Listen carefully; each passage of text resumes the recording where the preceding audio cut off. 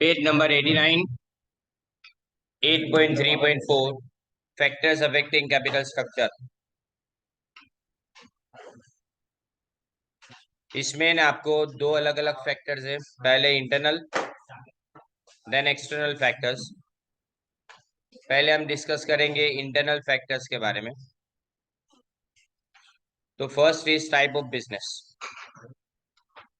More fix capital is required in the large scale manufacturing units while less fixed capital is required in trading units।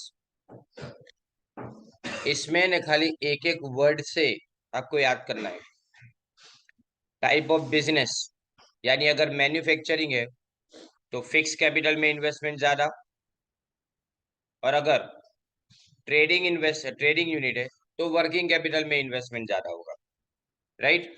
तो capital investment fix में अगर आपको चाहिए ज्यादा करना है तो वो कब होगा, जब आपके पास मैन्युफैक्चरिंग यूनिट होगा। तो अब size of business, in case you run a large size of business you require more capital in fixed capital। लेकिन अगर हम बात करें स्मॉल साइज इंडस्ट्रियल यूनिट्स की तो इसमें कंपैरेटिवली लेस कैपिटल रिक्वायर्ड है। ट्रेडिंग यूनिट्स के अंदर फिक्स कैपिटल कंपैरेटिवली कम चाहिए, वो आगे भी देखा।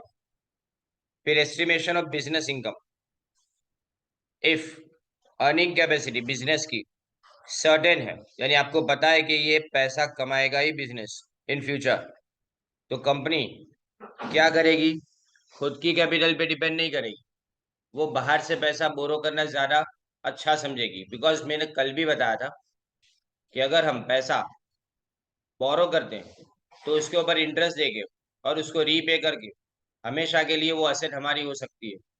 लेकिन अगर तुमने ऑनर्स कैपिटल को इश्यू किया तो वो जब तक कंपनी रहेगी ना तब तक वो पैसा आप रिटर्न नहीं कर सकते हो, वो पैसा बिजनेस में ही रहेगा। तो ट्रेडिंग ऑन इक्विटी पॉसिबल नहीं है ऑनर्स कैपिटल के ऊपर, वो बोरोड कैपिटल के ऊपर खाली हो सकता है। सो यहाँ लिखा गया है कि अगर company can depend on borrowed capital, वो कब डिपेंड करेगी, जब उसकी फ्यूचर इनकम सर्टेन है। और nature and requirement of asset, if requirements of fixed assets are on large scale, ज्यादा इक्विटी की जरूरत पड़ेगी तब तुमको। रीजन कि आप अगर फिक्स कैपिटल में बहुत बड़ा इन्वेस्टमेंट करते हो तो fix capital is for long term and honors capital is also for long term. Due to high investment in fixed assets, it is also considered whether fixed assets are to be purchased या तो उसको hire purchase या तो lease पे acquire करना है। Bank के जितने भी मकान है, इंश्योरेंस कंपनी के जितने भी मकान है, जितने भी बड़े बड़े बिजनेस हाउसेस है, वो सब रेंट के ऊपर होते हैं। बिकॉज रेंट आपको प्रॉफिट एंड लॉस अकाउंट में एज एन एक्सपेंस माइनस मिलता है और वो कैश एक्सपेंस है। जबकि अगर हम खुद की प्रॉपर्टी को यूज करेंगे तो उस पर डेप्रिसिएशन चार्ज करेंगे, but depreciation is again non cash item, भले एक्सपेंडिचर है बट नॉन कैश है, बराबर ने। तो डेप्रिसिएशन ऐसा है ना कि डिप्लीट करेगा एसेट को धीरे धीरे धीरे, जबकि रेंट जो है ना वो हर साल इंक्रीज होगा, वो आपके इनकम टैक्स के बर्डन को कम करेगा और अननेसेसरी फिक्स कैपिटल के अंदर आपका जो इन्वेस्टमेंट है वो ब्लॉक नहीं करेगा। इसलिए नेक्स्ट लिखा है इसके बाद में attitude of directors, if the directors of company, उनको लगता है, अंडरलाइन करो, मैनेजरियल कंट्रोल कंपनी के अपने पास रखना है। अगर डायरेक्टर ऐसा सोचे कि हम अपने पास मैनेजरियल कंट्रोल रखें तो वो ओनर्स कैपिटल को नहीं इश्यू करेंगे। लेकिन अगर वो ऐसा समझते हैं कि हम क्या करेंगे, हम अपना मैनेजरियल कंट्रोल लूज करने के लिए रेडी है, तो हम इक्विटी शेयर्स को ज्यादा इश्यू करेंगे। बिकॉज आप जानते हो कि इक्विटी शेयर्स हमेशा वोटिंग राइट के साथ में होते।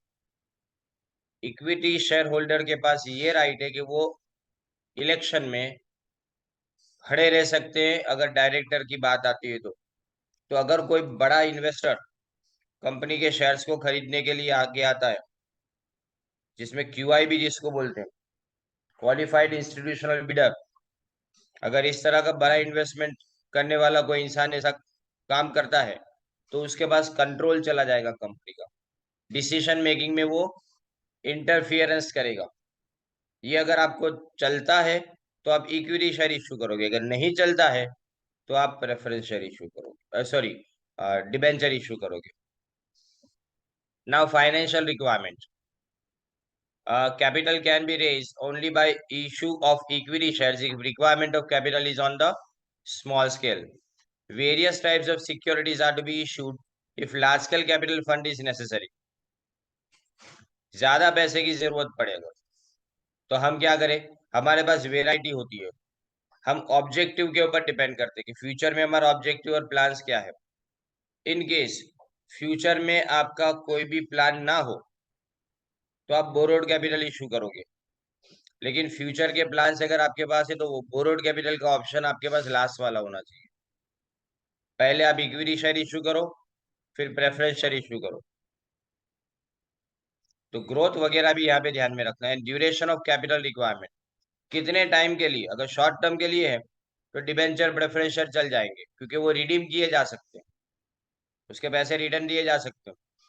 लेकिन अगर लॉन्ग टर्म के लिए है और वो भी 20-25 सालों के लिए, तो इट इज ऑब्वियसली पॉसिबल कि कंपनी किसको प्रीफर करे, इक्विटी शेयर्स को प्रीफर करे। Now external factors, external factors यानी मार्केट कंडीशंस, जिसमें सबसे पहले आता है boom and depression in capital market.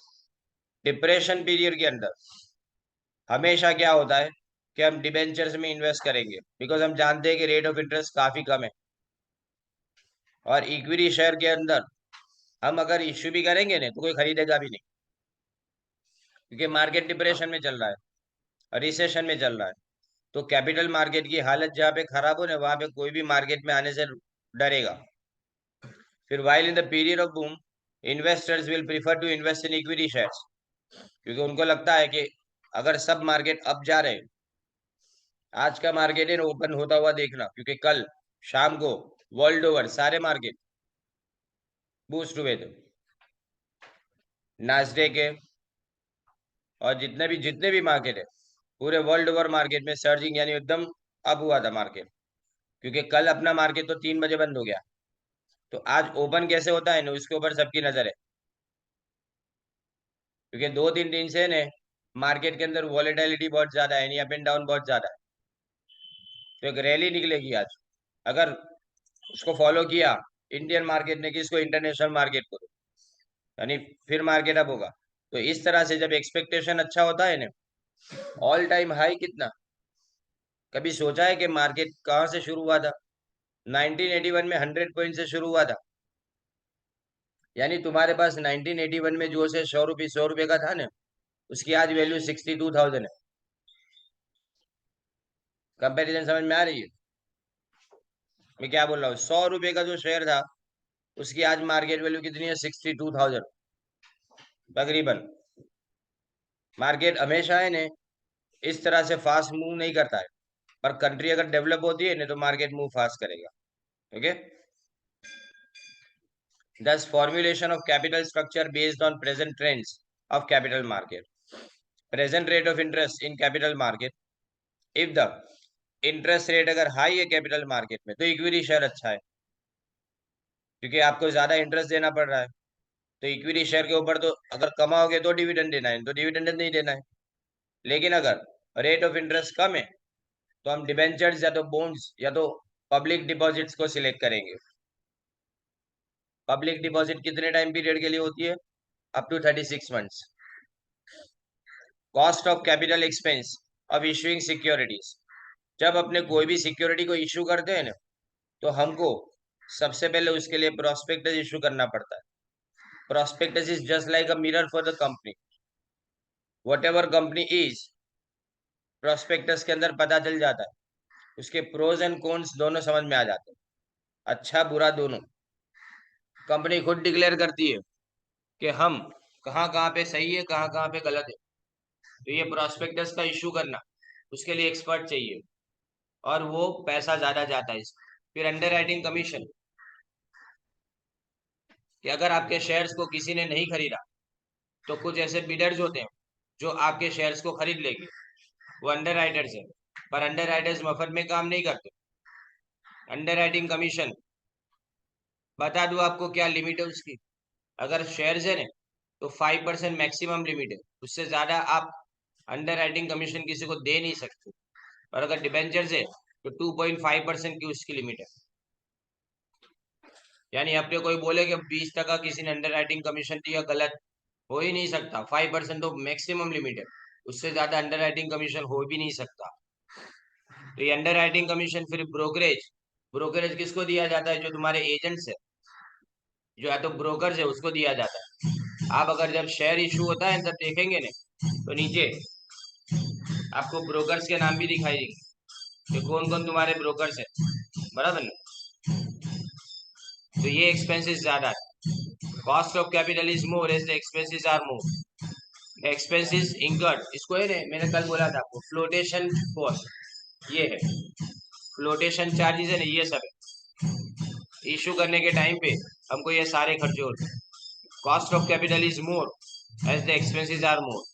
The expenses incurred in issuing different types of securities are different. Although the expense on issuing debenture is lower than the issue of other securities.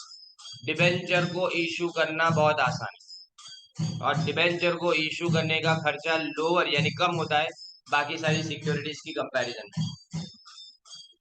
Then comes legal restrictions. Legal restrictions are also to be considered at the time of selecting capital structure. As per the Companies Act, the company raising capital fund through securities has to issue equity shares compulsorily. Equity share सबसे पहले, बाद में बाकी सब। और कोई भी security equity share से ज्यादा नहीं हो सकती। इक्विटी शेयर सबसे ज्यादा होंगे, फिर बाकी सारे शेयर आते। इसमें आपको सेबी और आरबीआई और कंपनीज एक्ट 2013 के प्रोविजंस को फॉलो करना पड़ता है। पहला तो रिस्ट्रिक्शन 90% सब्सक्रिप्शन का है। आपने जितने शेयर्स इशू किए ना उसमें से 90% मिनिमम सब्सक्रिप्शन होना चाहिए। यानी अगर आपने 1000 करोड़ के शेयर इशू किए तो 900 करोड़ की एप्लीकेशन तो आनी चाहिए। अगर आपके पास 900 करोड़ की एप्लीकेशन नहीं आती है तो you need to return all the money you received for subscription within 15 days. और अगर आप 15 दिन में यह पैसा नहीं लौटा तो 15% रेट ऑफ इंटरेस्ट चार्ज किया जाएगा पर एनम। ये रूल है कंपनी का, समझे ना। Then comes taxation policy. Company follows the trend of issuing debentures to acquire more capital.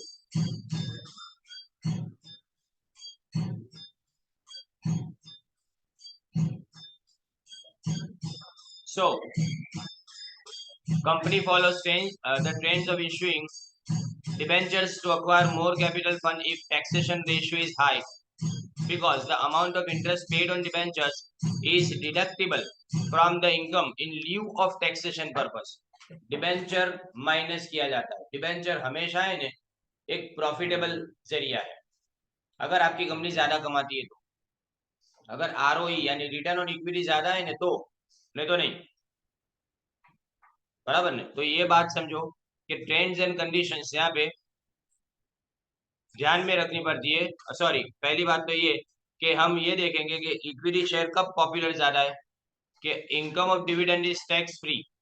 आप बात समझो, इंटरेस्ट आपको जो मिलेगा ना डिबेंचर के ऊपर, उसके ऊपर टीडीएस कट के आपके हाथ में पैसा आता है, वो टैक्स काटते हैं वो लोग अगर एक लेवल से ज्यादा है तो। दूसरी बात, अगर हम बात करें किसकी, डिविडेंड की, तो डिविडेंड में कटता है डीडीटी, डिविडेंड डिस्ट्रीब्यूशन टैक्स, वो भी कंपनी काट देती है। इंडिया के अंदर दैट इज अ रूल कि अगर आप डिविडेंड का एक साल में 10 लाख से कम रुपया कमाते हो तो डिविडेंड टैक्स फ्री है। इंडियन कंपनी से मिलने वाला डिविडेंड टैक्स फ्री, कितना, 10 लाख से कम। लेकिन अगर आप 10 लाख से ज्यादा कमाते हो तो जितना ज्यादा कमाते हैं, जैसे 12 लाख कमाते हो, 2 लाख के ऊपर आपको टैक्स एक्स्ट्रा भरना पड़ेगा। यानी मतलब आपको ड्यूअल टैक्स लगता है। कैसे ड्यूअल टैक्स? एक तो डीडीटी कंपनी चार्ज करेगी, वो तो 12 लाख पे लगेगा, प्लस 10 लाख के ऊपर के 2 लाख के ऊपर आपको एक्स्ट्रा एडिशनल इनकम का टैक्स लगेगा, वो अलग से। ये पहले नहीं था, 2014 13 के बाद में गवर्नमेंट ने इसको इम्प्लीमेंट कराया, पहले नहीं था। अब institutional investors, insurance companies, bank, financial institution of state and central government etc. invest in shares and debentures of the companies as per their established rules and conditions. Trends and conditions of all these institutions are considered at the time of formulating capital structure or at the time of alteration of capital structure. Capital structure को बदलने के time पे या capital structure को alter करने के time पे। Alter करना यानी मतलब क्या, समझो कि पहले तुम्हारे कैपिटल स्ट्रक्चर के अंदर इक्विटी शेयर का रेशियो ज्यादा था, यानी ऑनर्स फंड का रेशियो, इक्विटी नहीं बोलो, ऑनर्स फंड का रेशियो ज्यादा था, अब तुम उसको चेंज करना चाहते हो, तो ये सब उसके लिए ने इंस्टीट्यूशनल इन्वेस्टर्स आपको हेल्प करेंगे। Now foreign institutional investors, they are big buyers. Foreign investor institution is such an institution which is established and registered out of India और जिसका ऑब्जेक्टिव क्या है, इंडिया के अंदर सिक्योरिटीज में इन्वेस्ट करना। Foreign investment institution has to make registration with SEBI and such institutions are permitted to purchase shares and debentures of Indian company. उनको permission लेनी पड़ती है, ऐसा नहीं है कि डायरेक्टली वो लोग अलाउड है कोई भी चीज को खरीदने के लिए।